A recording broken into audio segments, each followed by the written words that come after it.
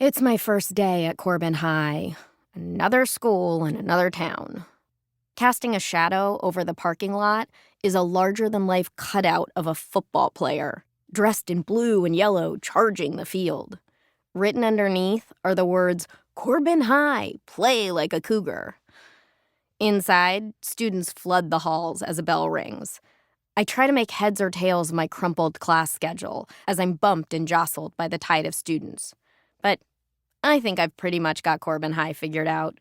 It's the same at every school I've been to, which is a lot. 7 in 4 years, to be exact. But who's counting? As I walk down the hall, I pass by a bunch of signs pasted to the stucco white walls, all proving my preconceived notions, particularly the one advertising an upcoming pep rally. Pep rally today, mandatory. Or the poster urging us to vote Brooke Dalton for homecoming queen. I snore to myself. Of course. At every one of those 7 schools, football is a way of life. Jocks rule the school. The quarterback is king. And he always gets the girl. I stop short to take another look at my schedule when... I got it! I whirl at the voice to see a football spiraling through the air, headed in my direction. A Letterman jacket-wearing jock is chasing it down. He jumps to catch the ball, but stumbles as he lands, and before I can think twice, he collides directly into me. I fall forward, dropping my books and papers. Whew, whoops. Sorry, didn't see you there. The jock bends down as if to help me, but he just grabs his football instead. He runs to catch up with his friends, leaving me to clean up the mess. I roll my eyes. So, where do I fit in? Answer: I don't. You must be the new girl. I look up to find a girl flashing me a smile. Is it that obvious? The girl extends a hand and I reluctantly take it, forcing myself to my feet. We don't get a lot of new blood around here. Small town. Plus, I'm sort of the official, unofficial welcoming committee. I brush myself off as she keeps talking. And talking. I'm Zoe Driscoll, valedictorian, head of student council, editor of the Corbin Chronicle. I'm Kelsey Covington. Zoe raises an eyebrow as if expecting more. Just Kelsey Covington. Before I can protest, Zoe snatches my schedule from my hand and studies it. Honors Chem with Miss Leroy. That's a tough one. No APs, though? I shrug. You'll need them to stand out to colleges. Who says I want to stand out? Zoe stifles a laugh. You're funny. You should join theater club or improv. I'm sort of just trying to keep a low profile. Right. Speaking of which, mind if I interview you for the Corbin Chronicle? I need a human interest piece. I mean, I am a human, but I'm not very interesting. Oh, come on. Just a bit on who you are and where you came from. I wince and grab my schedule. Look, I should get to class. It's free period. Basically an excuse for the football team to practice during the day while everyone else wastes time. I can show you around. She flashes another winning grin that reeks of desperation. I sigh. Fine. Zoe squeals with delight. This is gonna look so great on my apps. Come on. She grabs me by the hand and drags me down the hall into an atrium where I take in the school's mascot, a giant taxidermy cougar. Something's off about its face. Really off. Wow, it's incredible, isn't it? It was a gift from the mayor of Corbin after the Cougars made it to state back in 1995. When was the last time Corbin went to state? 1995. I nod. Zoe whips out a notepad as she leads me down a narrow staircase. So, Kelsey, where are you from? Nowhere, really. I was born in Michigan, but we move around a lot. My dad's in the military. Zoe's eyes light up as she scribbles notes. Oh, you should join JROTC. I tried to sign up, but you have to be able to run a 10-minute mile. And we all know that's not happening. She returns her attention back to her notepad, her interview questions.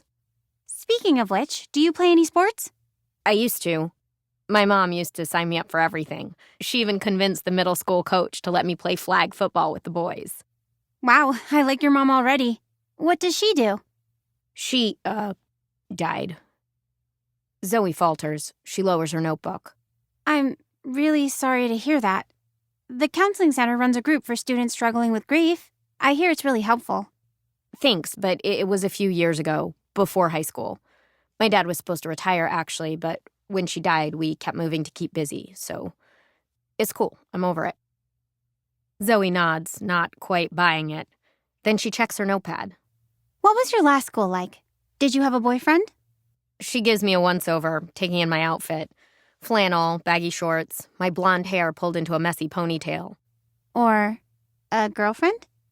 I freeze. Like I've been caught. And I'm not sure what to say. It's cool if you are. Gay, I mean. I know it's Texas and all, but we actually just got a gay-straight alliance. I can go with you if you want. As a straight ally, of course. Thanks, but no thanks. I'm not a... I can't bring myself to say it. Lesbian? Right. Totally straight. I like dudes. I force a nervous smile. Zoe raises an eyebrow, once again skeptical of my response. Right. Well, in that case... She leads me outside to the football stadium. The Corbin Cougars run drills across a dusty field. Cheerleaders egg them on from the sidelines. Here they are, the famous Corbin Cougars. I watch as a receiver stumbles and falls. Wow, they Suck? I laugh. You said it, not me. Well, as bad as they look, they actually have a shot this season. But that's not the point. Zoe points to a tall figure at the center of the pack. He crosses to the sidelines, splashing himself with water.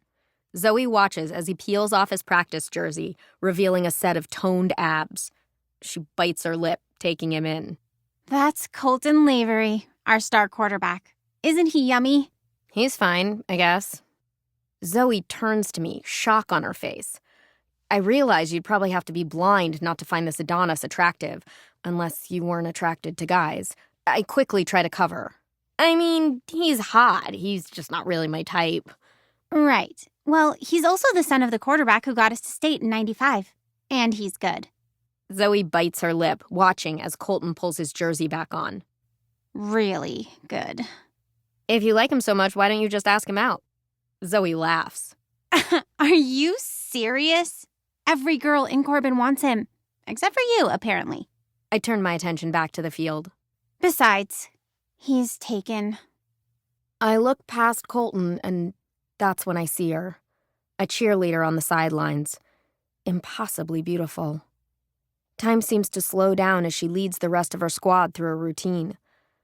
I watch, mesmerized, unable to tear my eyes away, even as, elsewhere on the field, the wide receiver takes a bad sack and falls, hard. Watch out! I break from her spell just in time to spot the football headed right for me. Instead of ducking out of the way, I catch it and throw it back onto the field to Colton. Hey, nice catch. Thanks. Colton turns his attention back to his fallen teammate, who's now being tended to by the coach. I scan the crowd for the beautiful cheerleader. Oh my God. What? Colton actually noticed you. Also, you're good. You should definitely try out for softball. I shrug and crane my neck. I find the girl leading a cheer for the fallen receiver.